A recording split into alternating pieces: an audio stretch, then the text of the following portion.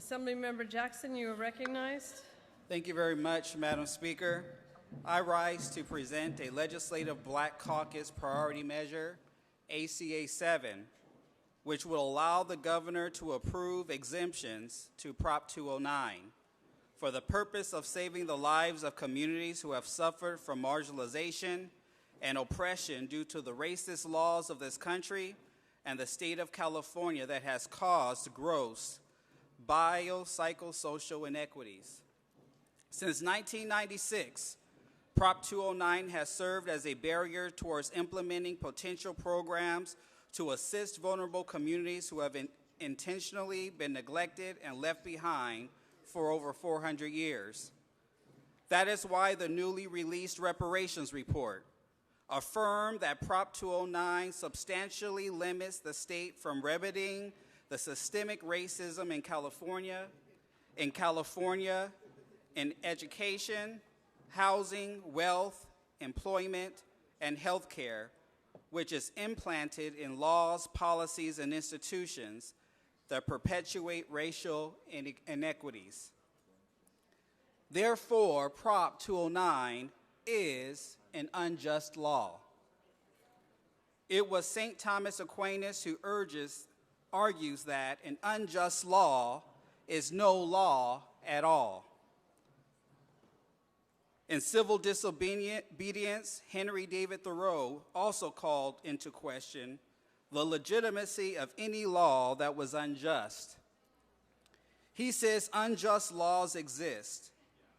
Shall we be content to obey them, or shall we endeavor to amend them and obey them until we have succeeded, or shall we transgress them at once? Prop 209 is an unjust law. Dr. Martin Luther King Jr. says in his letter in a Birmingham jail, one may well ask, how can you advocate breaking some laws and obeying others? The answer is found in the fact that there are two types of laws. There are just laws and there are unjust laws. I will be the first to advocate obeying just laws. One has only a legal, but not only a legal, but a moral responsibility to obey just laws. Conversely, one has a moral responsibility to disobey unjust laws. Any law that uplifts human personality is just. Any law that degrades human personality is unjust. It is also found in the book of Isaiah 10, 1 through 4. Woe to those who make unjust laws, to those who issue oppressive decrees, to deprive the poor of their rights and withhold justice from the oppressed of my people, making widows their prey and robbing fatherless. What will you do on the day of reckoning when disaster comes from afar? To whom will you run for help? So this amendment to our Constitution is meant to fix an unjust law. By allowing research-based or research-informed and culturally specific programs that will increase the life expectancy of, improve the educational outcomes for, or lift out of poverty specific ethnic groups or marginalized genders. California has a number of crises, and we must prevent a number of more crises that are yet on the horizon. Therefore, we must have access to as many proven solutions as possible. I also want to bring notice to the fact that this measure is not about college admissions or any quotas at all. And while it was never the intent of this measure, it is certainly now impossible due to this year's Supreme Court decision. So we must do the right thing and stand in solidarity because if one of us is being harmed, we must all have each other's back. Join the Black Caucus in voting aye on this measure. Assemblymember Essayli, you are recognized. With all respect to my colleague from Moreno Valley, I have no idea what he's talking about. We are all created equal, and we are endowed by our Creator with rights. And our Supreme Court has reaffirmed that it is unconstitutional for the government to consider race when making decisions affecting people. It's unconstitutional. So I don't know what all of this is about an unjust law. I can't think of anything more unjust than having a racist government. And the fact that Martin Luther King was cited, I find offensive, because Dr. King said that he wanted his children to be judged by the content of their character, not the color of their skin. So I fundamentally oppose this. It's wrong. As a minority, my parents are minority, they immigrated here. We did not come here to be treated special or different. We came here to be treated equally. And that's all we ask for. So this is a very dangerous agenda. I believe it's rooted in Marxism, to be honest, where you separate society either by class or race. Excuse me, I'm entitled to speak, and I will speak. And it's true. If you understand Marxism, they want to divide our society either based on socioeconomic class or based on race. You can laugh, you can giggle, but it's what's happening. When you pit society against each other, certain people benefit from that. We need to be uniting Californians and Americans. We need to be treating each other equally with dignity and respect and stop the division. So I urge an opposition to this. The voters have rejected every attempt to reinsert affirmative action, and I believe they would reject this again. So I respectfully disagree and ask for a no vote. Thank you. Thank you, Member. Assembly Member Weber, you are recognized. Thank you, Madam Speaker. I rise in strong support of ACA-7, which will create a process by which the governor can approve state-funded money to implement more programs that have demonstrated to improve educational outcomes, increase life expectancy, or lift out of poverty historically marginalized population. Despite what our colleague from Corona just mentioned, yes, we all are created the same. However, research continuously shows us that communities of color in California still suffer significantly higher rates of poverty and greater disparities in both health and educational outcomes. Outcomes that have only been exacerbated by Prop 209, which has significantly limited the state's ability to invest in programs that would fix many of these problems and uplift historically vulnerable communities. Thankfully, there have been instances where institutions have taken initiative and decided to do the right thing.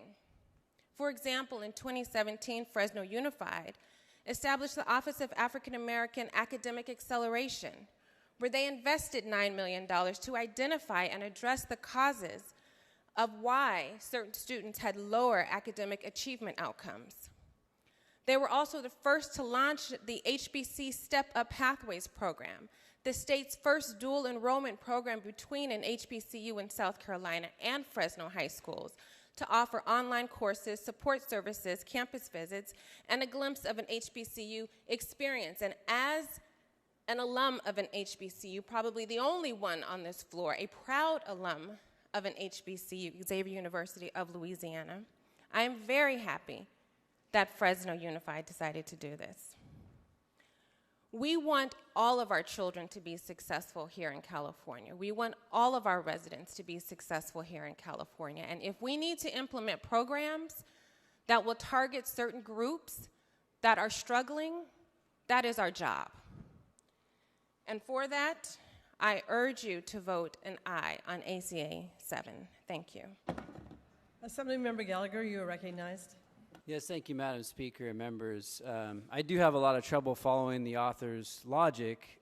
I don't know how it's possible that a law could be deemed unjust, that one is specifically designed to ensure that you do not discriminate based on race, and furthermore, that was passed by the voters, and not only passed by the voters, reconfirmed by the voters just recently. Which leads me to believe that the author, like many of his measures this year, seem to be about imposing his view and how he thinks things should be, as opposed to what the people have said. and imposing his views. Again, sort of a secular progressive nationalism that we continue to see being pushed. Why don't we go by what the voters have said they want? They don't want discrimination. They specifically passed this. I thought that we want to respect democracy, not undermine democracy. And so, look, we need to reject this kind of thought process. Again, a thought process that says we are going to impose this upon you. If you don't agree with us, we're going to push this anyway. We're going to go against what the voters have already told us time and time again. We've got to stop doing this. And so again, I just urge this body to please reject this illogic and vote down this measure today. Thank you. Assemblymember Bonta, you are recognized.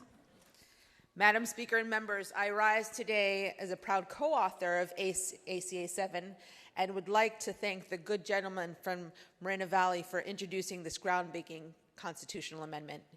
ACA-7 begins to right a wrong inflicted on every Californian almost 27 years ago with the passage of Prop 209. When Thomas Jefferson wrote in the Declaration of Independence, "We hold these truths to be self-evident, that all men are created equal, that they are endowed by their Creator with certain unalienable rights, and that among these are life, liberty, and the pursuit of happiness," he didn't mean all men. He didn't mean women. Different conversation. As Californians and legislators, we know that all people have the right to life, liberty, and the pursuit of happiness, and that's why we need ACA-7. ACA-7 will allow the governor to approve a very limited waiver of Prop 209 to fund research and programs to increase life expectancy, improve educational outcomes, and lift out of poverty our historically marginalized communities. We recognize the ways in which the legacies of slavery, yes, it exists, and systemic racism have impacted and continue to impact all Americans and Californians. In education, we know that Black and brown students continue to lag behind their white counterparts with an achievement gap of close to or greater than 30 points for Black and Latino students in math alone. In health, racial disparities persist in life expectancy, with our Black communities ranking last in life expectancy at 75.1 years, much lower than our average of 81.15 years. And our racial wealth gap continues to grow and grow and grow, a continued demonstration of our systemic inequality. As legislators, this is our chance to demonstrate our unwavering commitment to fighting the legacy of racism, discrimination, and inequity that impacts our society still to this day. ACA-7 is our opportunity to make sure that California no longer has to look past proven ways to help communities facing the greatest inequities in health outcomes, education, and poverty. ACA-7 reaffirms the right of every Californian to life, liberty, and the pursuit of happiness. With that, I respectfully request your aye vote.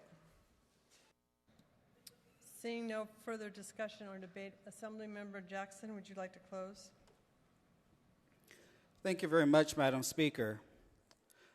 To say that government can oppress communities for hundreds of years based upon skin color, but not do anything to remedy the genocide, dehumanization, slavery, rape, and destructions of an entire people is immoral. It is unjust. It is also glaring that those in opposition, they have no clue because they don't belong to a group that has been impacted by Prop 209. And every Black person in this room would love to have that kind of privilege, to not even have a clue what we're talking about. We must do everything that we can to correct the legal oppression that this state has done to our Native American brothers and sisters, African Americans, and other similarly situated populations. The research is clear. If you cannot see me, you cannot serve me. We cannot let ideology get in the way of the facts that will save lives. This is personal to the Black Caucus. And to those who plan on voting against this should heed the words of James Baldwin, who said, "We can disagree and still love each other unless your disagreement is rooted in my oppression and denial of my humanity and right to exist. Therefore, there is no tolerance for respectfully disagreeing on this issue.